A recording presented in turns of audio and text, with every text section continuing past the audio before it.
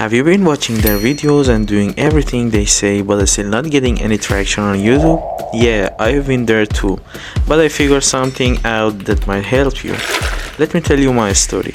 So, I was scrolling through my home feed and came across this viral video that I loved. Then a few days later I saw another video that was basically a copy of the first one. I thought, why don't I copy it too and go viral? But that plan totally backfired and I failed. I realized that maybe it was because I was copying someone else's idea, so I decided to come up with something original. I put it in a ton of effort into the script, editing and thumbnail to make it perfect. But even though it was perfect, I still failed. I couldn't figure out why until I realized that my thumbnail was over-promising. You know how those top creators make promising thumbnails but then deliver even more than they promised? Well, I didn't do that. I didn't provide enough proof to support my words and my video.